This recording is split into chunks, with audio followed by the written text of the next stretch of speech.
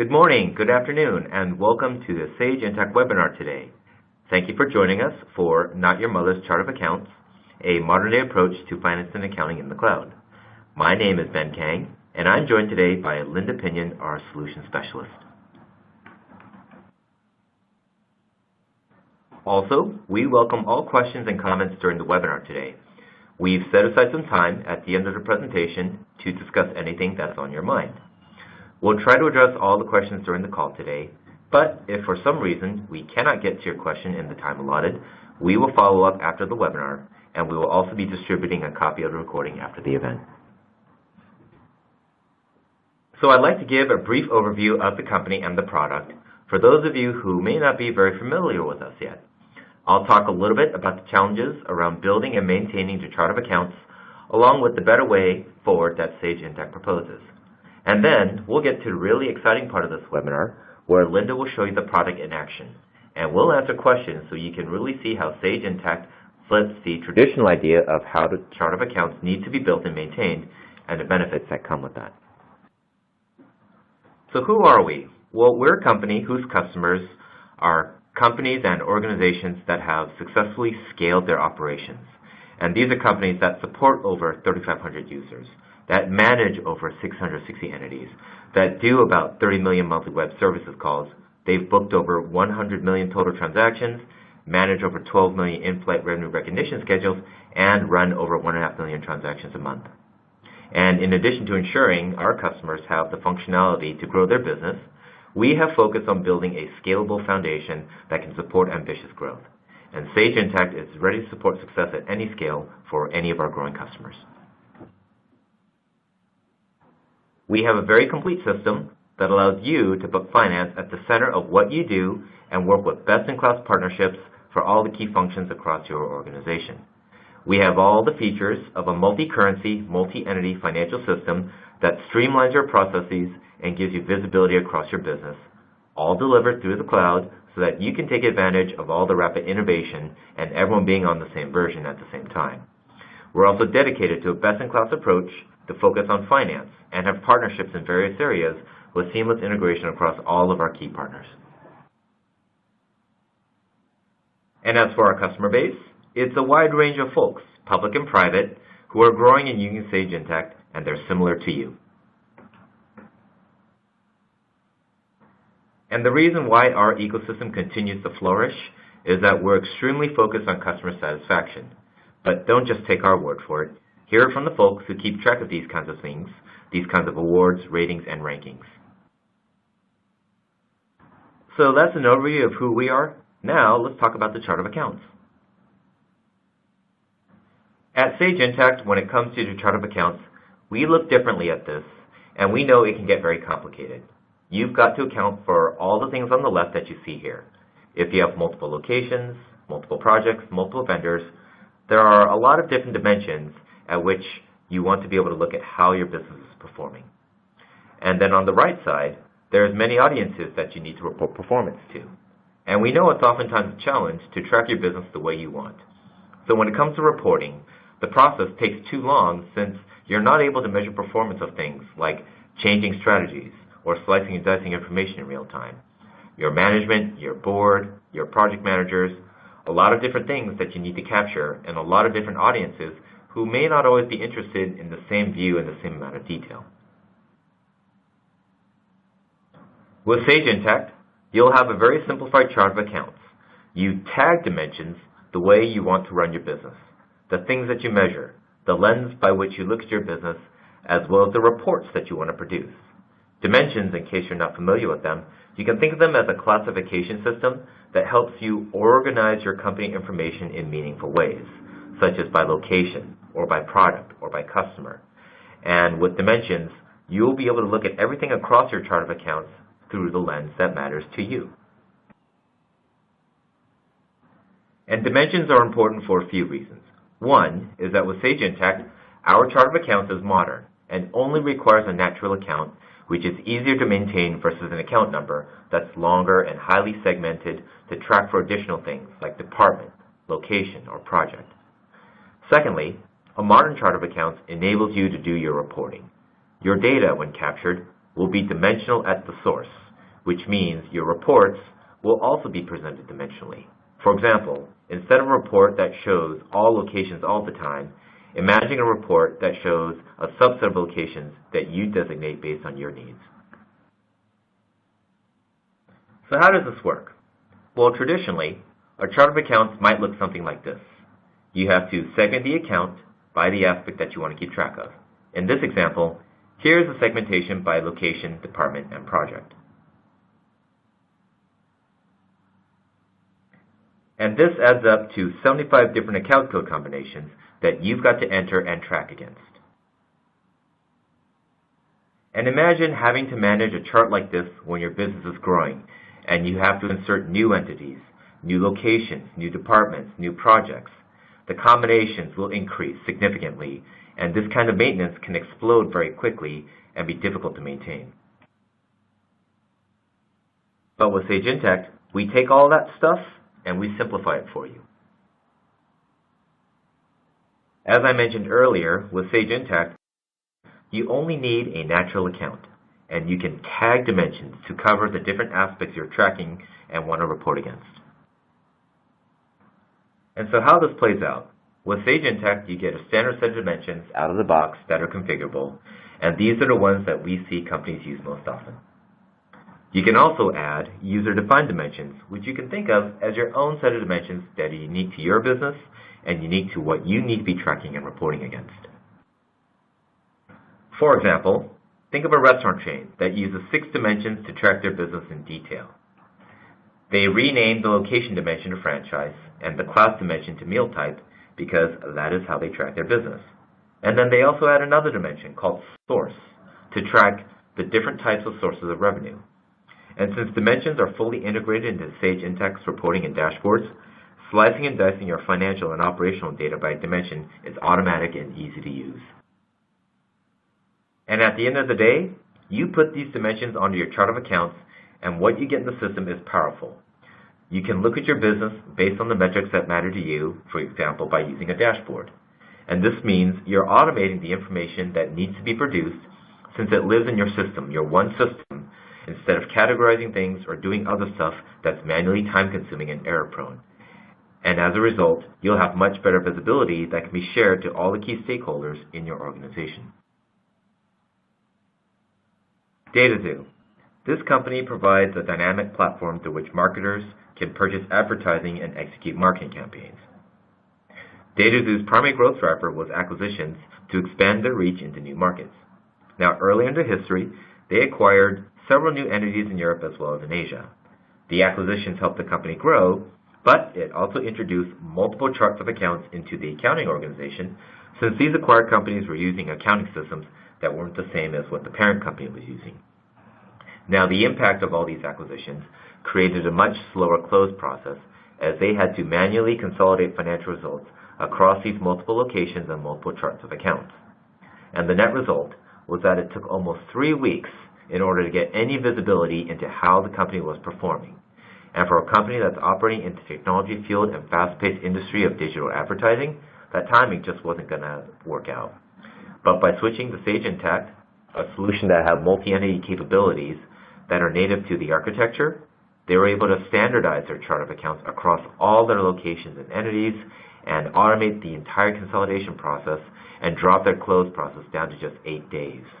And what it did for them was to more continuously find ways of improving their workflows and focus on the future of the company versus looking backwards. And also by using dimensions along with their standard chart of accounts, they were able to quickly get visibility into revenues by campaigns that they run for individual customers, profitability, and as well as get a more accurate read on true profitability by country operations. Now, this was challenging for them in the past because expenses that were incurred in a single country were actually serving campaigns whose revenues were being generated in another country. A modern chart of accounts should also be able to handle complex legal structures, as it did for Trine Partners, a multi-billion-dollar asset management firm. Now, this customer manages a portfolio of investments using over 50 entities that need to be analyzed both individually and in aggregate. And also, these investments have different ownership percentages that need to be factored into the reporting and consolidations. They standardize their chart of accounts across all their entities using 9 dimensions. Their controller benefited from multi-entity reporting and instant analytics to become a more data-driven company. Now, one final point before we start the demonstration. Unlike custom fields, which are usually transaction type specific, dimensions apply to all transactions and budgets. Multi-dimensional reporting gives you a level of ease of use that you can't get with custom fields, primarily because dimensions can be added by finance without getting IT involved. And as I mentioned before, dimensions are integrated into the reporting UI, so it's easy for you to create reports that break down performance by business driver with the precise format that you need. And that brings us to the demonstration portion of this webinar, which I will ask Linda to perform. Linda?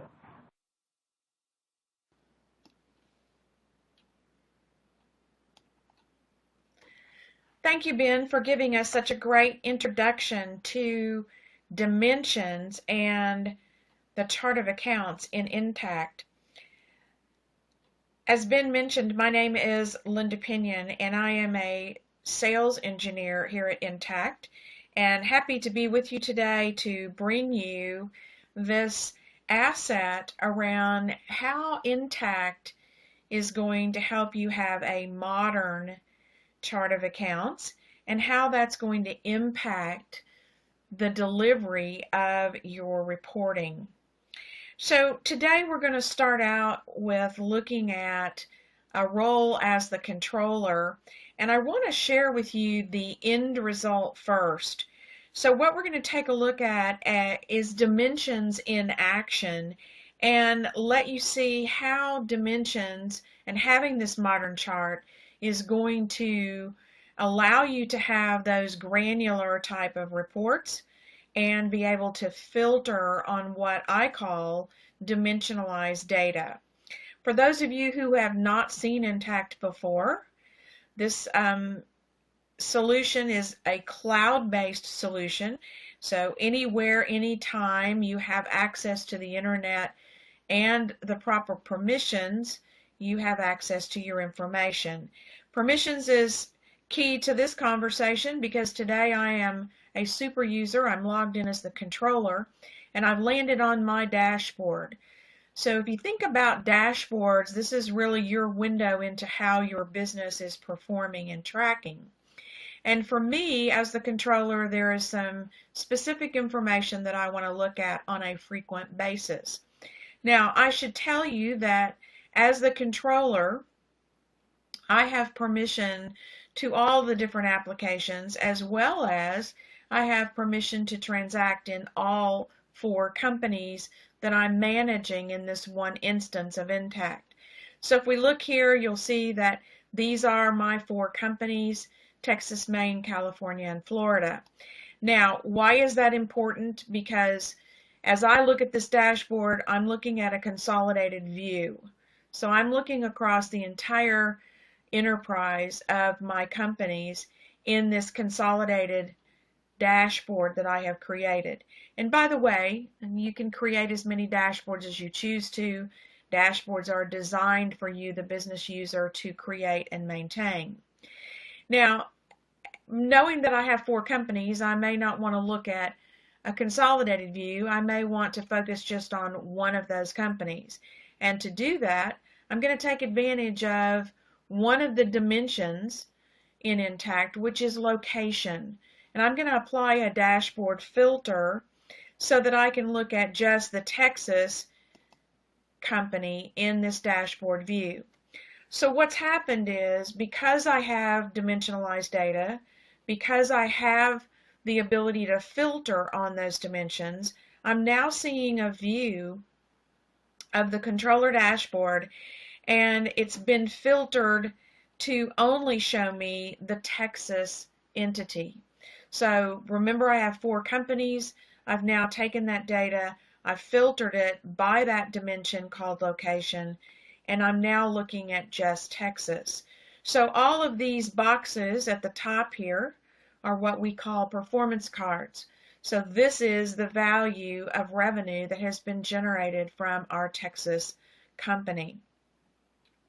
If we come back up here to the filters, you might notice that there are some other filters that I can use.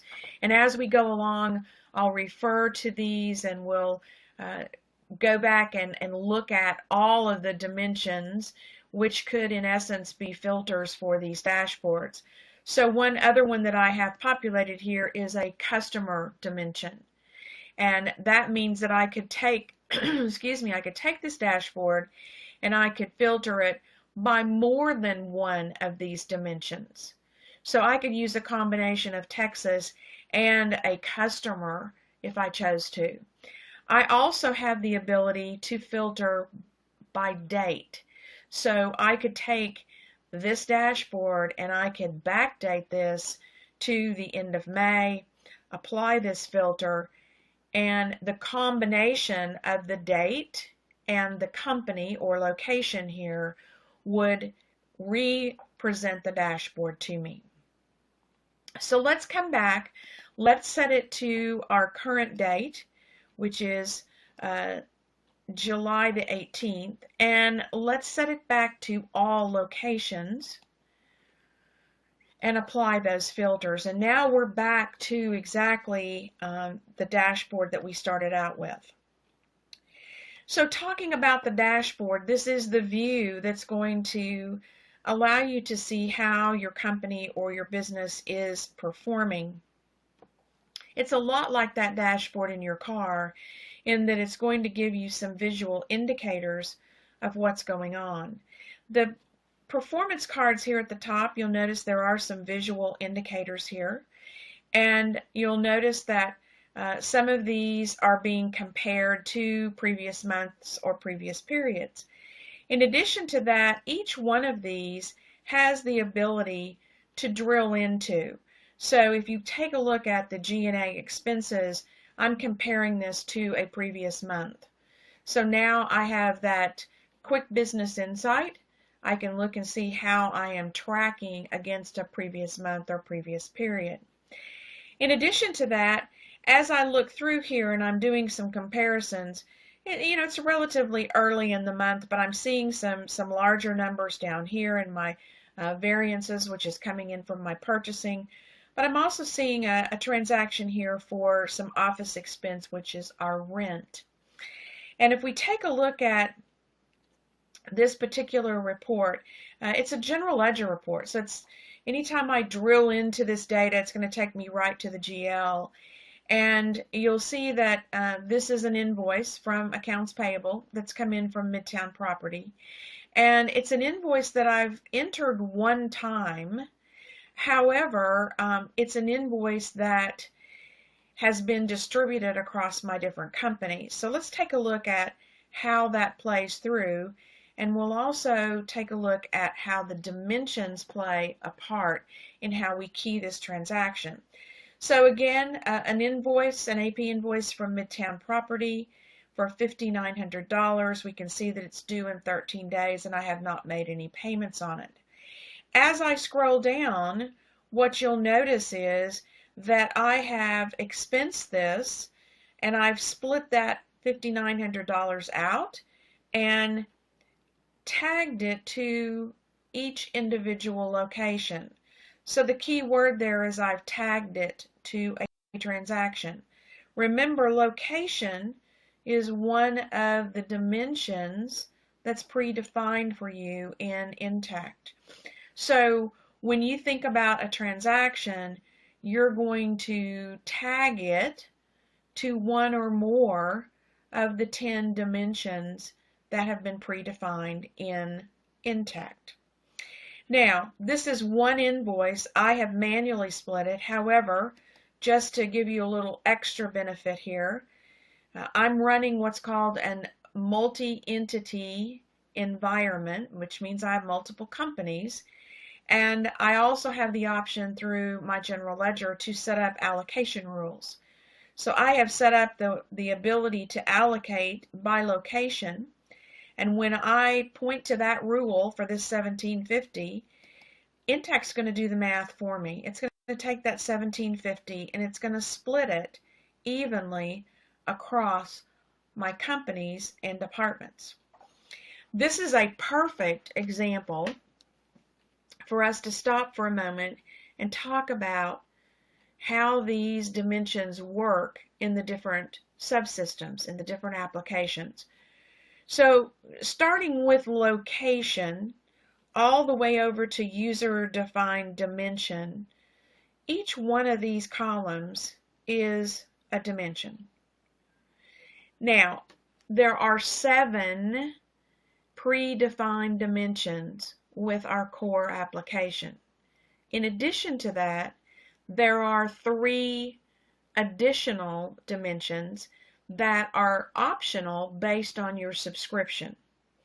If you subscribe to projects, then you'll have the project dimension, which you see here on my transaction line. If you subscribe to inventory, you will have the warehouse dimension, another one that you see on my transaction line.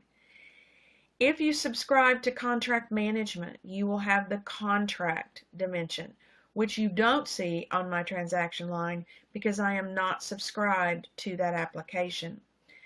What you do see at the very end is the user-defined dimension, and remember that you can define unlimited dimensions yourself. So really, in essence, it's unlimited dimensions. However, depending on your subscription, you're either going to have 7 to 10 that will be predefined for you. I like to think of dimensions as a way to tell the story. So when I look at a transaction, I can look at the dimensions that were tagged to that transaction, and it tells me more about the background of where the transaction came from and why I'm keying this transaction. So that's why when you look at a transaction and you see the ability to tag it to these other dimensions, it becomes a way for you to tell the story and then eventually to be able to filter on that data, because what we are creating here is that dimensionalized data. That's what's going to allow us to slice and dice. Now, you may notice too that up here, this is the area where I can populate on that AP invoice to those different dimensions. And when I use these drop downs, you're going to see that I have valid projects. I have, valid items. So this is how I'm going to choose what dimensions I want to use to populate, to create the tags on this transaction. So this is, again, a way for you to be able to see how those transactions are coded and also how they are tagged to those specific dimensions. And remember, we're coming right back to the dashboard and right back to that drill down into G&A expenses, which allows us to see where those transactions are and to drive right to that source document. Now, just a couple of more things about the top part of the dashboard here. Obviously, these are the areas of the business that are important to our controller. A lot of times reports like this sales by square foot report is not important but only to certain individuals. This is also one of our performance cards, just like G&A. But here what we've done is we've combined financial information with operational data. So just another way for you to have access to different types of reports, whether they're straight financial or combining statistical information. In this case, the statistical information is coming from square foot. Square foot is represented by the square feet in all of the warehouses. So this is an environment where we have companies who each have their own individual warehouses. And that warehouse, if you recall, is another one of the dimensions. So now we have the ability to create reports by warehouse. We're using square feet as a statistical account and then creating a statistical journal entry. That's what this $156,100 is. It represents the total square feet in all the warehouses. And then we've combined that and done the math to come up with a report of sales per square foot in a monthly bucketed report, along with another one of our visuals, which is a spark line, to give you that trending, if you will, that visual indicator of how sales are tracking per square foot. So coming back to the dashboard, one of the other reports that I will share with you is this income statement report. And this is another one that really demonstrates how those dimensions will impact your reporting. So think again about the fact that we have 4 companies here. This is a report that was created with our financial report writer. And each company is in its own column. You might notice some shading there. That's called conditional shading. And that is also denoted by a rule that I've set up that says if anything is equal to 0, I would like for you to flag that or visually put that red on it so that I know that I need to go and do some research. Again, let's take a look at the drill down. This is going to give you, instead of the expense side of the house, this is going to go to the revenue side of the house. So now we're looking at sales, and my sales have been broken out by product category. So I'm going to take a look at surveillance sales in the Texas company. And when we drill into this, again, we drill right into the general ledger report. Now, one of the things that you may ask is, well, gosh, do I have to look at all of that data? Can I narrow my search down? You absolutely can. So here, this is again where those dimensions come into play. As I look at a standard report in Intact, and this is a great example of one of the reports that Intact has already created for you. This is a general ledger report. You're going to have the ability to either broaden or narrow the amount of information that you see on this report. So here you can give it certain period information or a starting and ending date. If I scroll down, you'll notice that there are some other options that I have about, printing activity, printing accounts that only has activity versus printing everything, even if there's 0 activity. There's also the ability to access the dimensions. Now, we haven't talked about dimension report structure. We will in just a moment, because that's like the next step to a dimension. But you'll notice here is department and here is location. So again, you can choose how you want this report to come up, based on a date range, based on a reporting period, based on a department or a dimension. So coming back to that report, when we look at it, we see there's several pieces of information here. You'll notice that I am showing the department, which again, remember, is one of those 7 dimensions. And I also have the ability now to look at individual transactions. So let's take a look at this transaction here from the Texas Alarm Company. You can see that it's past due. You can see that they have made a partial payment. We can drill into that partial payment if we choose to. If we scroll down, we can see where this was posted, and we start to see a few of the dimensional pieces of information. So here's department, here's location, here's class.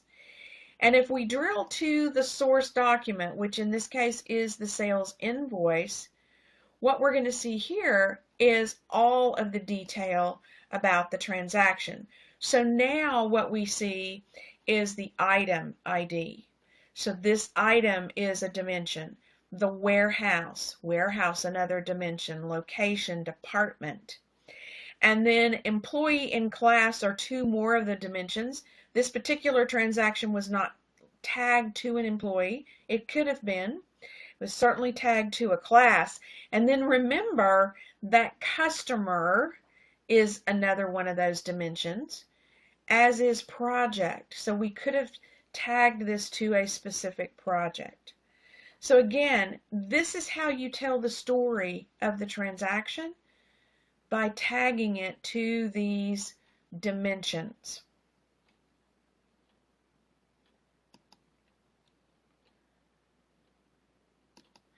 Coming back to our income statement. So again, remember that this drill down is available anytime I have that hyperlink.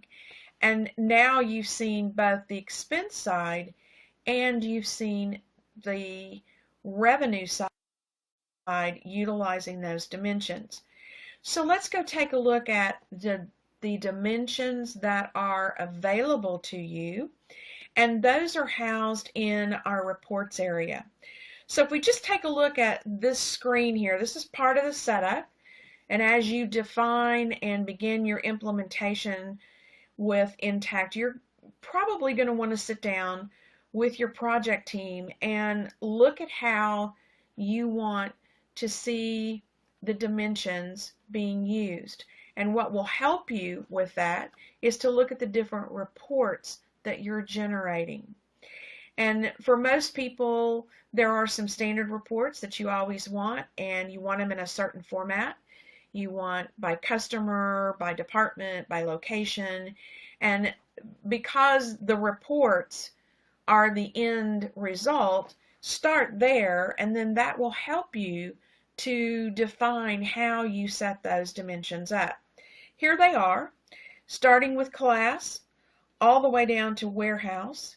You'll notice that I have projects turned on, so I have subscribed to that. I do not have contracts. So contracts are not one of the dimensions that I have activated here. You'll also notice that there are dimension structures and dimension groups. And this is for you to set up more advanced type filtering for your reporting. As an example, one of the things that I have done is I've set up some specific reporting around purchasing, and I've set up a reporting structure for just my indirect suppliers, and that has allowed me to set up this group, link my vendors to that group, and then when I'm doing a report, it's for those indirect suppliers. So it's a grouping of vendors that are in a subgroup called indirect suppliers. So again, just understanding all of the things that you want to do with your reporting will help you determine how you set up your dimensions. So let's come back to our controller dashboard for a moment. Let's take this income statement and let's utilize the dimensions a little bit differently. So here's this report that we looked at earlier. Remember that we drilled in so we could see the drill down. But let's take this same report and let's look at the filters that we can use on this report. So again, remembering that we have dimensions that we can use to filter by. These are the ones that are active, that I've turned on, and I'm allowing you to change every time you execute this report. I'm allowing you to change how it filters the data. So let's just say that I want to filter this down to just the Texas location and a specific item. And we'll just choose the 8-channel surveillance system. And once I choose those dimensions, and notice that I can choose one or more, so I can have a combination. Once I choose those and execute the report, now you're going to see the same income statement, a little different format, in that now you see Texas as a company, and you see 2 locations, Austin and Dallas, independently shown here, but also being rolled up or consolidated into Texas. So there's a hierarchy.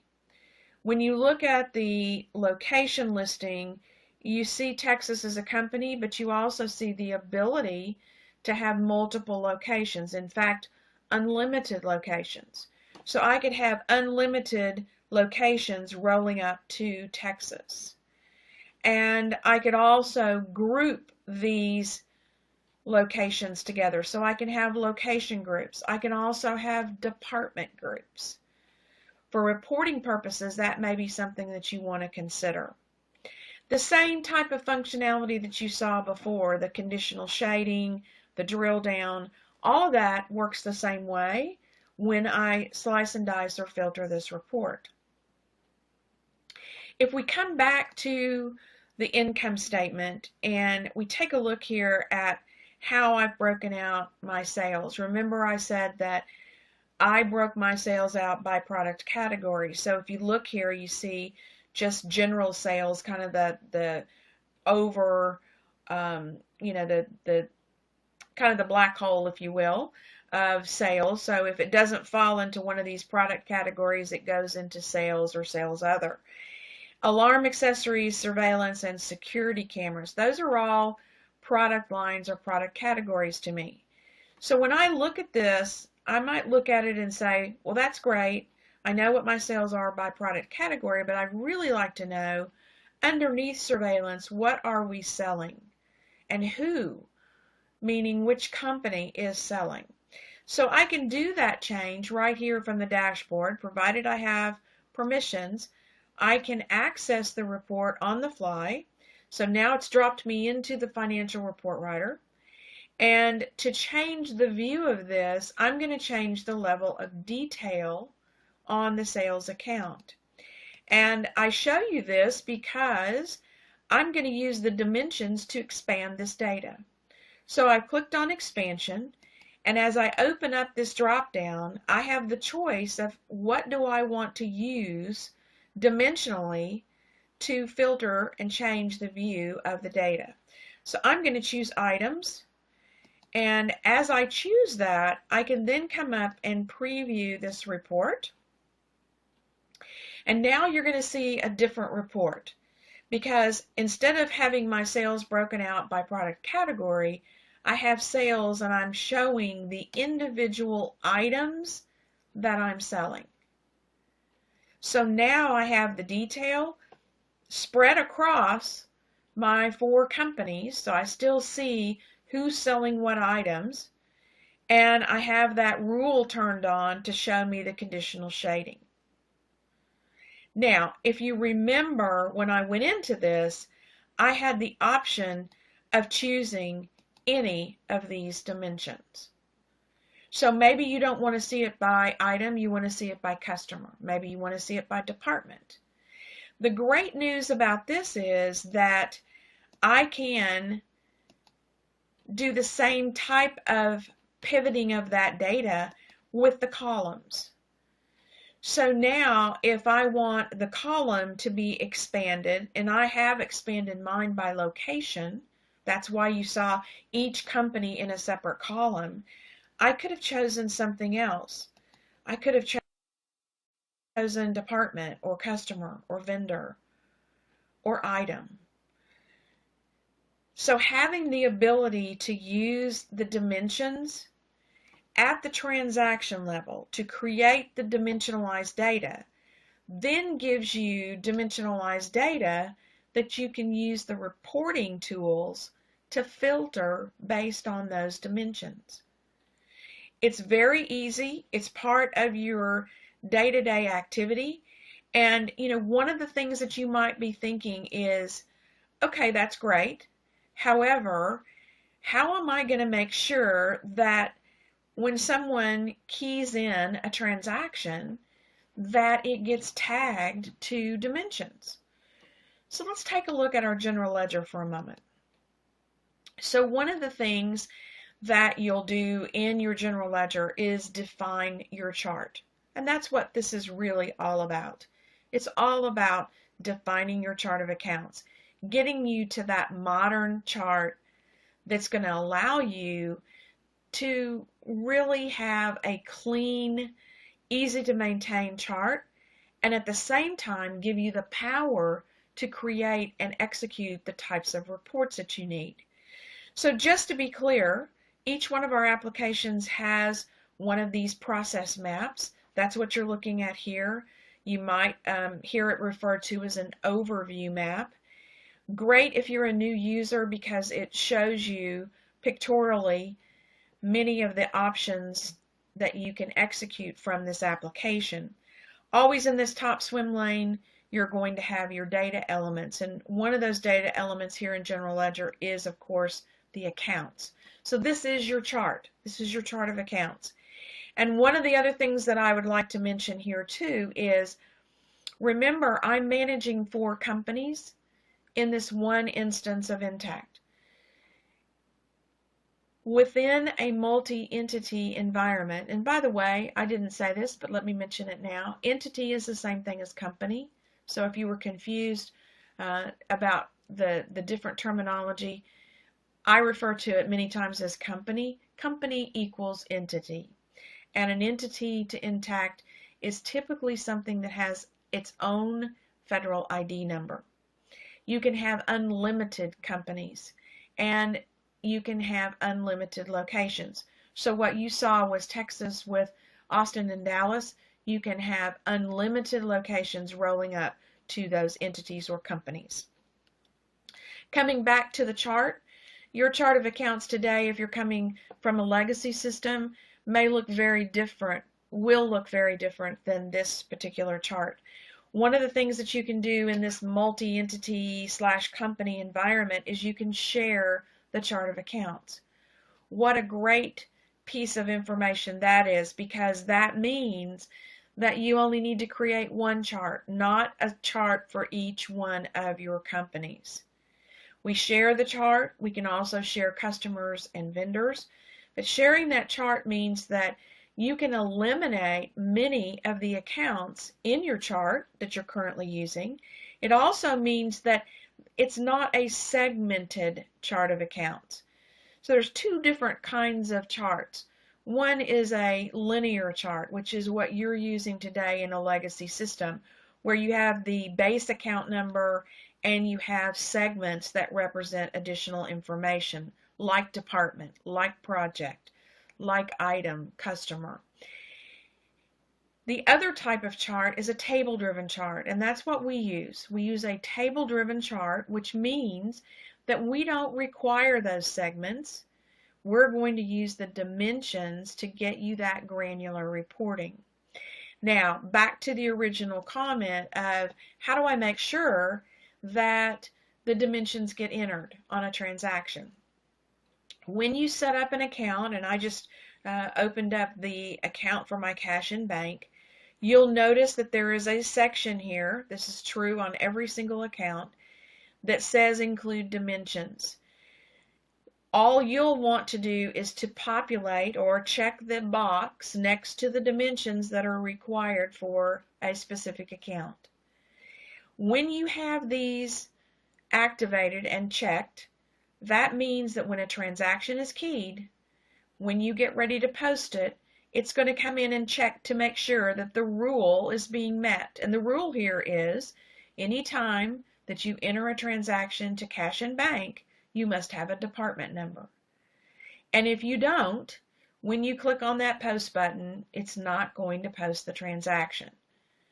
You'll need to come back, you'll need to put in a department, and that will be a valid department because you will have a drop-down list that shows you your valid responses. That does a couple of things. One, it prevents you from being creative and putting in anything. So it is doing that validation. It also ensures that you're going to have comprehensive data, comprehensive dimensionalized data that you can then access with your reports. So here is where we're going to put in those dimension rules. And then when you create your chart, you'll only need to include the base account number. And remember that this chart can be shared across all of your companies. That means you only need to maintain one chart. If you add a new account number, you don't need to add it 4 or 5 different places. You add it here, and it works in all of your companies. So that's a little bit about the rules around those dimensions. In addition to that, let's come back to General Ledger here. And one of the things that people always want to know too is, what about these things called dimension structures? And I mentioned earlier that I used a dimension structure to set up some reports for purchasing.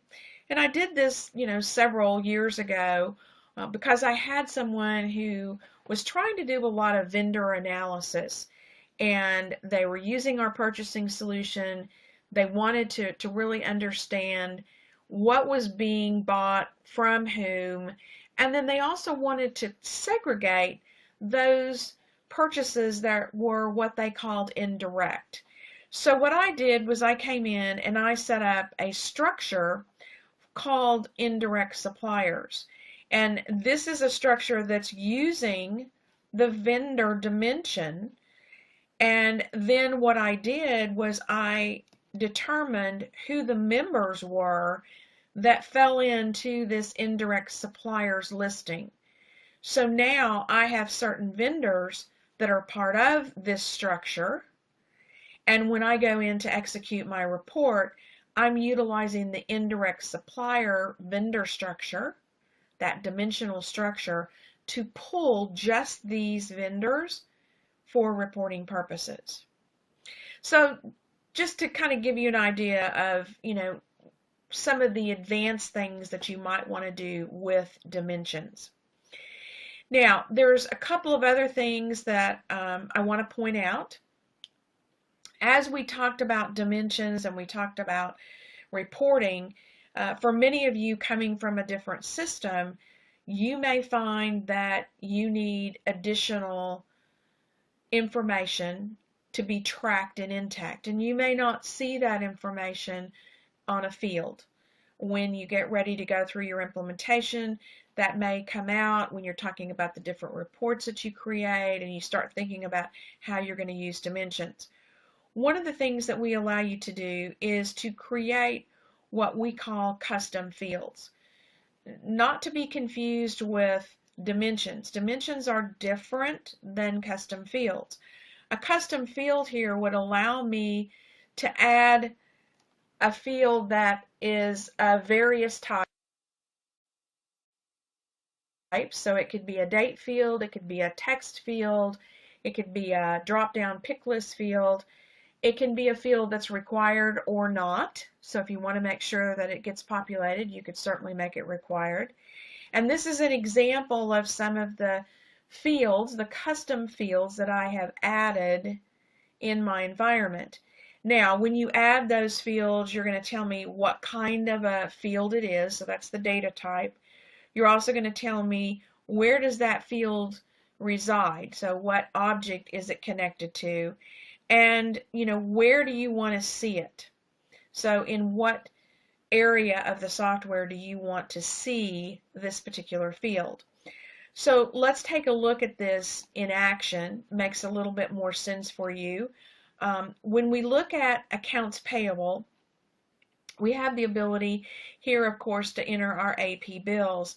And as I enter an AP bill, I want you to kind of scroll down with me and notice that I have a custom field 1, a custom field 2, and some checkboxes. All 4 of these fields are custom fields. They're ones that I have added, and I have specifically said I want them to be on the AP bill header. So I'm determining where these show up on the form itself. So they might be on the header, they might be on the detail line. It might be in purchasing, as an example. I can have different kinds of purchase orders. It might be on the purchase order. It might be on the blanket purchase order. So I'm going to denote where I want these fields to be. And then the best news is any custom fields that you add are available with the custom report writer. So you will have access to the data. You'll be able to include these custom fields in any of the reports that you define in Intact. That's great news to you, because in addition to that, I would tell you that each object you can add 25 fields. with the exception of inventory. And inventory, you can add up to 100 fields. And all of that is available to you in the custom report writer. So just keeping that in mind, that these fields are different than dimensions. These fields are ones that, in my opinion, extend the data elements. So it extends the data that you're tracking, and more than likely it's data that you're currently tracking. So you want to make sure you have access to that here in Intact so that you can include that in any of your reports that you're defining. So let's come back to the controller dashboard for a moment. And as we wrap up today, let's just take another quick view of this income statement, and let's take a look at the filters. And while we're looking at these filters, let's talk about what we covered today. So one of the things that we learned was that Intact has the ability to use dimensions to filter and create those granular reports that you need. Those granular reports are really based on dimensionalized data. And to get to that dimensionalized data, you can tag your transactions, any transaction in Intact. We've seen two types of transactions today. We've seen transactions that were keyed from an AP invoice. We've also seen transactions from an AR sales invoice. We've drilled into those transactions. We've seen how those transaction lines could be tagged to one or more of the dimensions. When we look at our reports, we're then able to use that same dimension filtering like I just did for department and item to create different views of a report based on that dimensionalized data. We also saw on the dashboard the ability to use dimensions for filtering the dashboard. So now we've got dashboard filters based on dimensions as well. We also took a look at something called custom fields, and we just finished that up by looking at how we can add custom fields to extend the data that we are tracking in Intact. Custom fields are different than dimensions. Dimensions, we have up to 10 predefined and then unlimited user-defined dimensions. I want to thank you so much for your time and attention today, and now I'm going to turn it back for questions from our moderator. So that brings us to the end of the session, and hopefully we got to your questions, but if we didn't, we'll be sure to follow up with you after the session. If you're interested in learning more, we offer a number of resources on our website. Everything from a free trial for you to get the hands-on experience of Sage Intacct to a variety of upcoming webinars. Follow us on Twitter and connect with us on Facebook or call us directly. If you're interested in having more interaction with us, join us for a coffee break, see a brief demo, and participate in a live Q&A session. Thank you for being with us, and see you next time.